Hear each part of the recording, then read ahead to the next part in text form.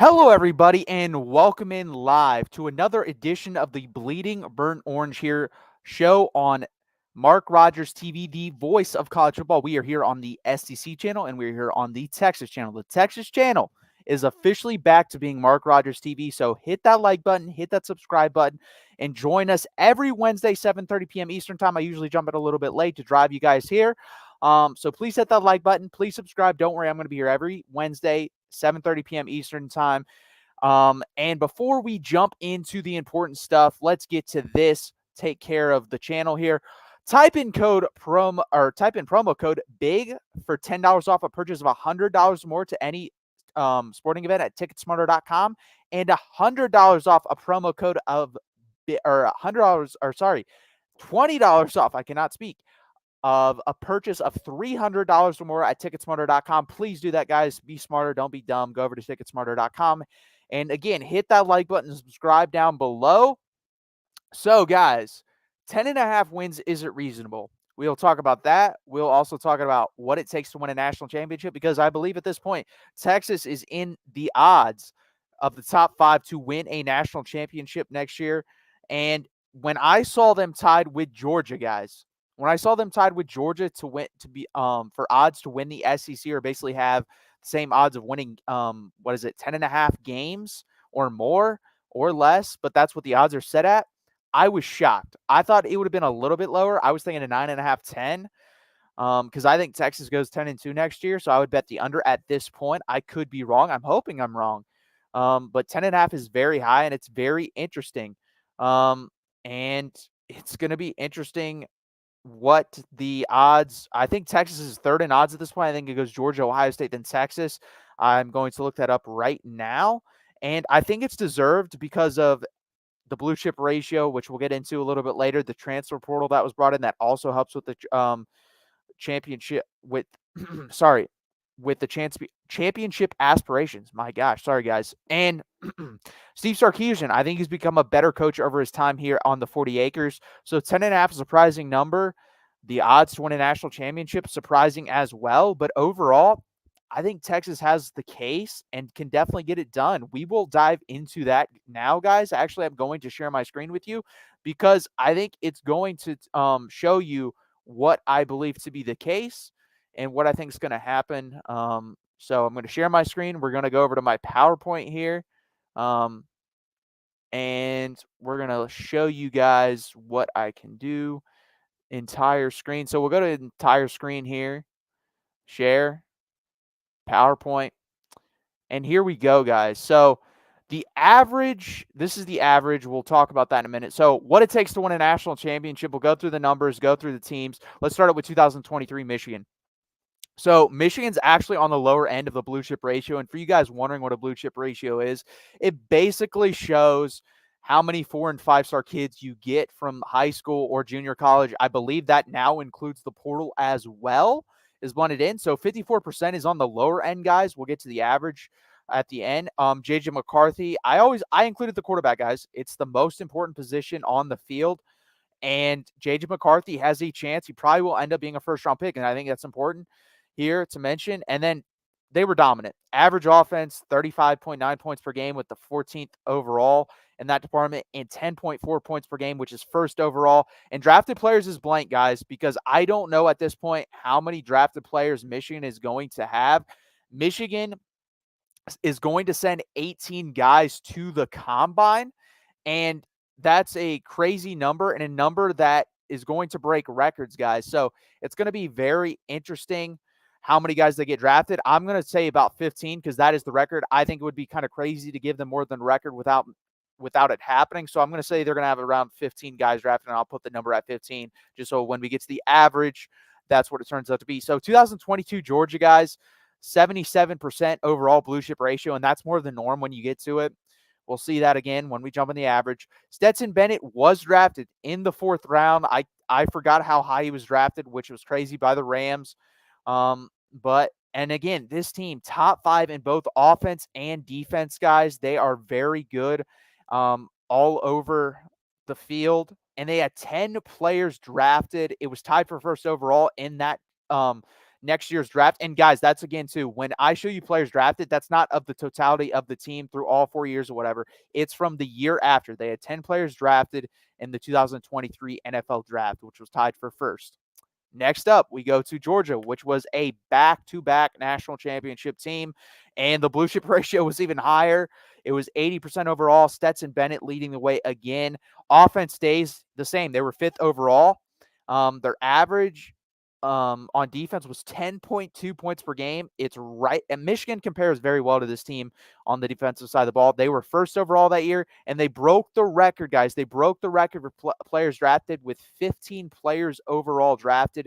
That is an insane number. That is a number that I think Michigan can tie this year, but an absolutely overall insane number. They broke 2019 LSU's record. And again, guys, this is the year after. So the 2022 draft, they had 15 players drafted. Remember, it's always the year after. I'm not including everyone.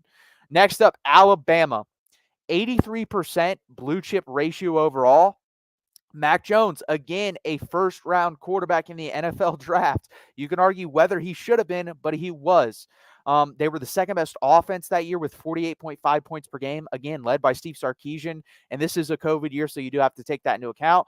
Defense, they weren't as good at 19.4 points per game, 13th overall, and tied for first again in players drafted. You're seeing a trend here, guys, and it's pretty obvious who you can basically narrow this down to who can win the national championship when I get to the average. And if you want to bet on that, I wouldn't see it as a bad strategy, honestly, but it's not gambling advice. Let me state that first. And like I said, first overall with 10 players drafted. Blue chip ratio for LSU, again, on the lower end, but when you get to the next person on this list, next thing on this list, you understand why. Blue chip ratio is 64% overall, again, on the lower end. Joe Burrow, you can argue had the best season in the history of college football. I think there's one other guy you can argue that with, and that's Cam Newton. So it's either first or second seasons overall. 48.4 points per game on offense. Defense was 21.9 points per game, which was 32nd. That is the worst on this list. And they had the record at the time the next year. 14 players drafted, number one that year in the NFL. 2018 Clemson, again on the lower end, but then you get to the quarterback, and that's why it included the quarterback. 61% overall blue chip ratio. Quarterback Trevor Lawrence went in the first round. 44.3 points per game, fourth overall in the country. And on defense, 13.9 points per game. That was first overall. Drafted players, they had 6. That was tied for 7th. Again, that's kind of low, but when you have a generational college quarterback and a guy that's a pretty good NFL quarterback, that is why you win the national championship. Next up, we have Alabama. Again, an insane blue chip ratio of 80%. Tua Tagovailoa. I have him as the starter here, guys, because it's between him or Jalen Hurts. When they won the national championship, Tua Tagovailoa was the one that made a throw. He is the starting quarterback for me on this team. Average 37.1 points per game. That is 15th. Average defense, 11.9 points per game. That is first. And again, number one players drafted in the following year's drafts. And Tua Tagovailoa, a first-round quarterback.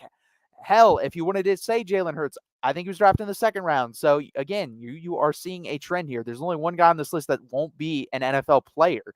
2016 Clemson, by far the lowest on, or not by far, but the lowest on the list with 52%. Deshaun Watson, as you see, my respect for Deshaun Watson, the football player, because again, off-field stuff, but the football player grew a lot doing this research.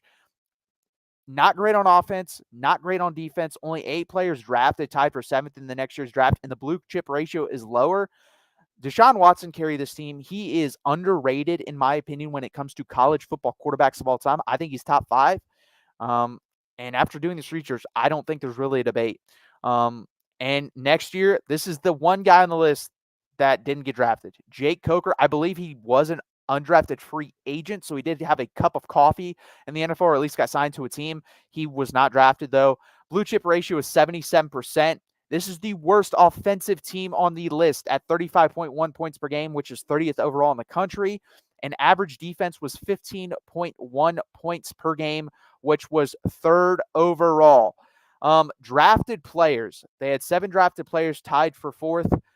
Again, high up. Now, this next one's going to throw a monkey wrench in things, guys, because 2014 Ohio State, you see drafted players 5th, tied for 10th.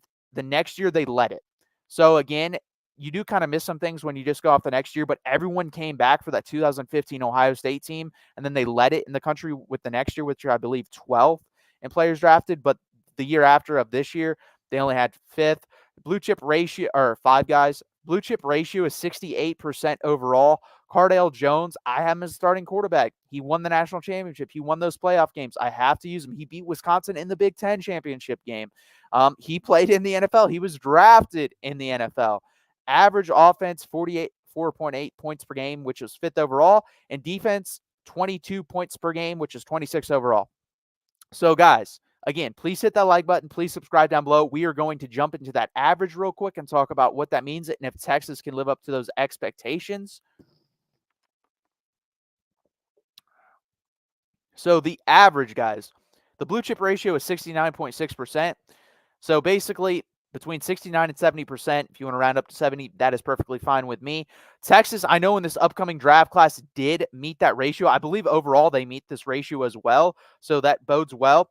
They were the number 1 team in the country, actually, between transfer portal and recruiting class of blue chip ratio. They were over 80%, guys. So I believe just based off what I know of the draft classes under Steve Sarkisian, they are over or have met this threshold. Now, this next one is a very important one, guys.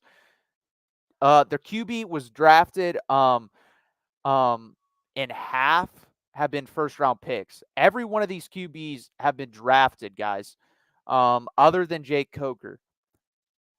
Quinn Ewers is going to be drafted. He's going to be drafted. Will he be a first-round pick? I do not know. If he is a first-round pick, guys, this team will be in the Final Four next year. I can almost guarantee that. Just based off of historical data, if Quinn Ewers is a first-round quarterback, they will be in the Final Four. I'm not saying they're going to win the national championship, but they will be one of the Final Four teams standing. Average offense is 9.5. And the worst offense was 2015 Alabama, 30th overall, but they had a top 3 defense. So if you're going to be very bad on offense, you have to have a top 5 defense. I think if you're 30th or and by the way, I think that's the worst you can be offensively. I think 30th is probably a good, maybe 35th.